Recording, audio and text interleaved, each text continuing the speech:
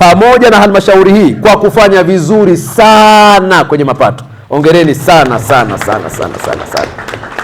Yaani mmeupiga mwingi na mpira mmeondoka nao. Yaani nimefurahi sana. Lakini naomba ni declare interest. Wakati nikiwa mwenyekiti wa umoja wa vijana wa Chama cha Mapinduzi Tanzania na mjumbe wa kamati kuu ya CCM, nilikuwa ni mlezi wa chama wa mkoa wa Mara na Simiyu. Wakati huo mama yangu huyu, ndugu mkurugenzi, alikuwa ni mkurugenzi wetu wa Musoma. Mpigeni makofi mengi mengi mengi sana.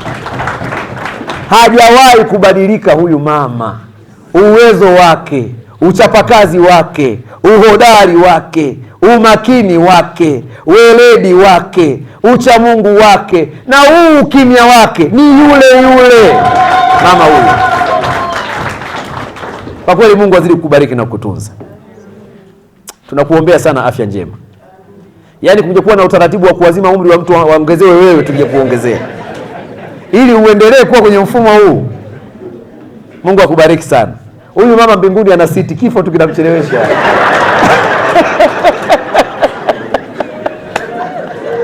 Mkurugenzi wewe!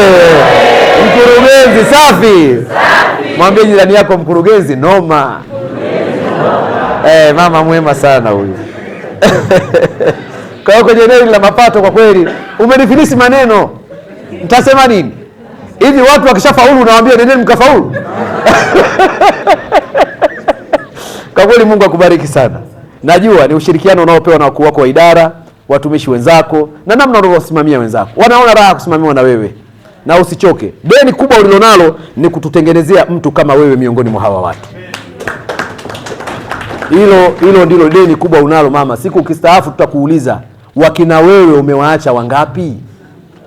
Tengeneza watu ili nchi hii irithi uwezo wako, uzoefu wako na utashi wako kwa nchi yetu. Sasa kwenye eneo la mapato, naomba nisisitize umuhimu wa makusanyo. Tuendelee kukusanya kwa kasi. Hakuna dhambi kuzidi malengo. Kama